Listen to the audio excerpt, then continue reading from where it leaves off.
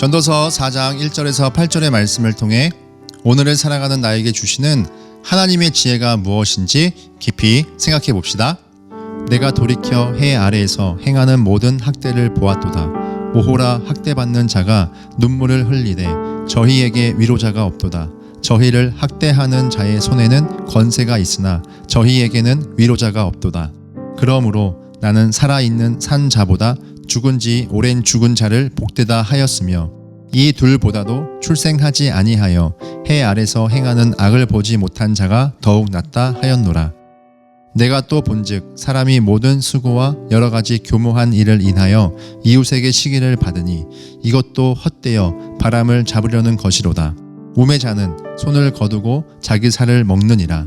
한 손에만 가득하고 평온함이 두 손에 가득하고 수고하며 바람을 잡으려는 것보다 나으니라. 내가 또 돌이켜 해 아래서 헛된 것을 보았도다. 어떤 사람은 아들도 없고 형제도 없으니 아무도 없이 홀로 있으나 수고하기를 마지 아니하며 부를 눈에 족하게 여기지 아니하면서도 이르기를 내가 누구를 위하여 수고하고 내 심령으로 낯을 누리지 못하게 하는고 하나니 이것도 헛되어 무익한 노고로다.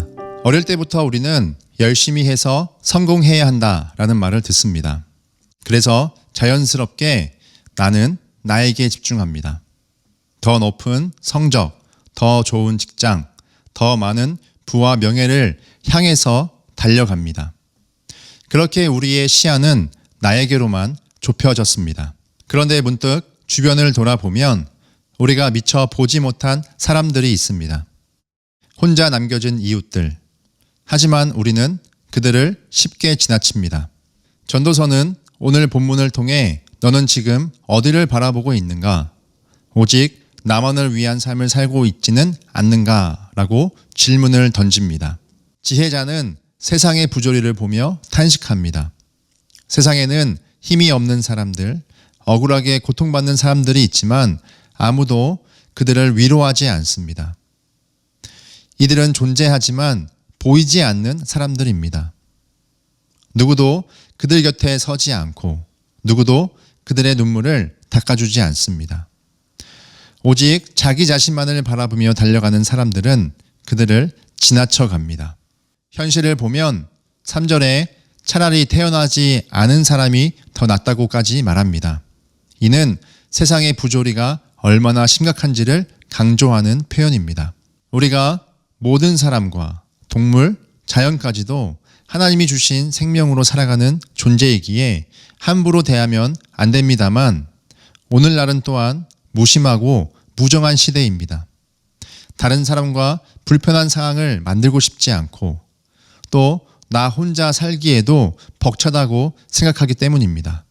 사도행전 3장에 성전 미문 앞에 날마다 구걸하는 사람이 있다고 말합니다.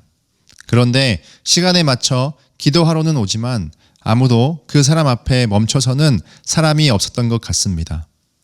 누군가는 또 와 있네 하며 풍경처럼 여겼던 그 사람 앞에 베드로와 요한이 멈춰섰습니다.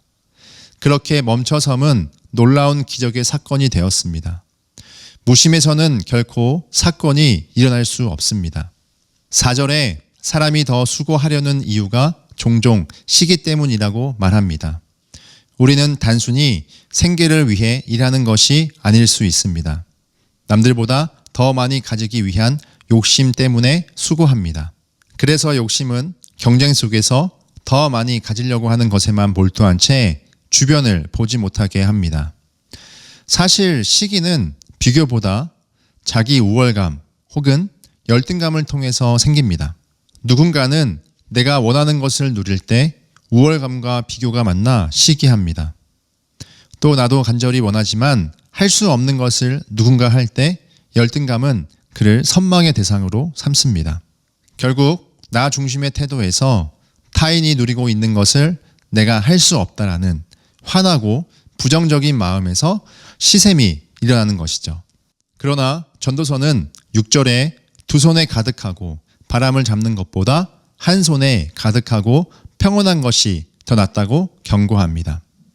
더 많은 것을 지려다 아무것도 얻지 못하는 삶보다 적게 가졌더라도 나의 나됨을 누리는 능력이 삶을 더 의미 있고 기쁘게 살 수 있다 권면합니다. 8절에 가족도 없이 혼자 사는 부자의 이야기가 나옵니다. 그는 끝도 없이 일하며 부를 쌓았습니다. 그러다 문득 깨달았습니다. 내가 누구를 위해 이 모든 일을 하는가? 그는 오직 자기 자신을 위해 달려왔습니다. 하지만 그 끝에 남은 것은 허무함 뿐이었습니다. 내 성공과 부를 위해 달려온 삶의 끝에는 무엇이 남아 있을까요? 지혜자는 이 질문 앞에 우리의 삶의 시선을 돌아보라고 말합니다.